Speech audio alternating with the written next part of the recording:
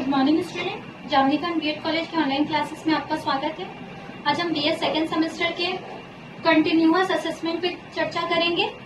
Continuous assessment में हमको देखना है continuous assessment of learners performance in Hindi within and beyond classroom situation, अर्थात सतत आकलन अधिगमकर्ता की कक्षा कक्ष के अंदर और कक्षा कक्ष के बाहर किसी अधिगमकर्ता का जो आकलन है वो हम किस तरह से सतत आकलन को कक्षा कक्ष के अंदर कर सकते हैं और कक्षा कक्ष के बाहर भी संचालित कर सकते हैं, इसके बारे में हम चर्चा करेंगे। आकलन, सतत आकलन का अर्थ है कि बच्चे का जो कमी है, खामी है, उनको पता लगाना ही आकलन कहलाता है। और सतत आकलन अर्थात लगातार उस चीज को पता लगाते रहना निश्चित समय अंतराल पर। तो सतत आकलन के बारे में हम चर्चा करेंगे कक्षा कक्ष के अंदर और कक्षा कक्ष के बाहर। कक्षा कक्ष के अंदर हम पाठ का अनुकरण, कक्षा कक्ष के अंतर्गत अगर हम छात्र का सतत आकलन करते हैं भाषा संबंधी, तो किसी पाठ्य का अनुकरण करने से कह सकते हैं शिक्षक किसी पाठ्य का वाचन कर सकता है, साथ ही साथ उस पाठ्य के पीछे छात्रों को अनुकरण करने कह सकता है और अनुकरण के द्वारा उसकी जो भाषिक स्थिति है उसका पता लगाकर वह सतत आकलन कर सकता है। दूसरा है आदर्श वाचन द्वारा।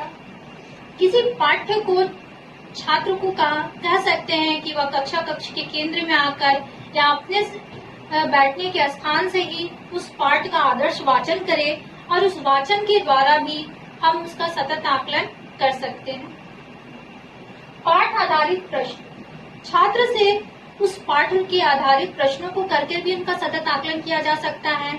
जैसे कि हम अगर उसे कोई लेखक की जीवनी पढ़ा रहे हैं, प्रेमचंद्र के बारे में पढ़ा रहे हैं, तो प्रेमचंद्र के जीवन के संबंधित या उनके पिता क्या करते थे या उनकी माता का क्या नाम था, इस तरह के कुछ प्रश्न कर सकते हैं जो पाठ्य आधारित हो और इसकी भाषा संबंधित सतत आकलन को कर सकते हैं।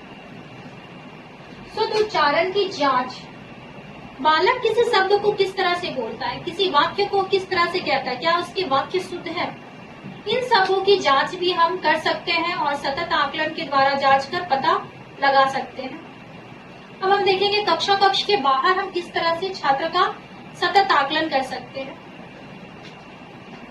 वाद विवाद प्रतियोगिता, किसी भी वाद विवाद प्रतियोगिता में चाहे वह स्कूली स्तर का हो, जिला स्तर का हो, राष्ट्रीय स्तर का हो या अंतर्राष्ट्रीय स्तर का हो, उस सब में छात्रों की सहभागिता लेकर उसमें छात्रों को सम्मिलित कर भी हम उनका सतत आकलन कर सकते हैं, जो उसे एक अच्छा रोचक परिवेश भी देता है और यह एक कक्षा कक्ष के बाहर भी संपन्न किया जा सकता है।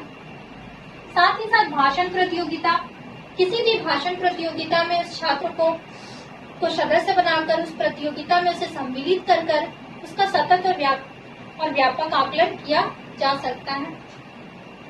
बाल साहित्य का निर्माण, बाल साहित्य के द्वारा भी छात्रों का सतत आकलन किया जा सकता है। किसी विषय बिंदु पर उसे निबंध लिखने दी जा सकती है, अनुच्छेद लिखने दी जा सकती है या कविता या कहानी लिखने दी जा सकती है या पहेली के द्वारा भी उनका सतत आकलन किया जा सकता है। बाल साहित्य बहुत ही रोचक होता है। बाल पुस्तकें या समाचार पत्रों में जो बाल साहित्य दिया जाता है वो बच्चों के द्वारा ही, बालकों के द्वारा ही निर्मित किया जाता है। साहित्यिक कार्यक्रम के द्वारा, किसी भी प्रकार का साहित्यिक कार्यक्रम हो गया, जैसे कवि सम्मेलन हो गया, भाषण प्रतियोगिता हो गया या शास्त्रीय संगीत संबंधित हो गया या किसी लेखक के बारे जीवनी के संबंध में हो गया, तो इन सभी साहित्यिक कार्यक्रमों में भी छात्रों को सम्मिलित कर उनका सतत आकलन किया जा सकता है। आशा करती हूँ सतत आकलन के संबंध में आपने बहुत कुछ जाना होगा। अगली कक्षा में हम किसी अन्य विषय बिंदु पर चर्चा करेंगे। तब तक के लिए धन्यवाद।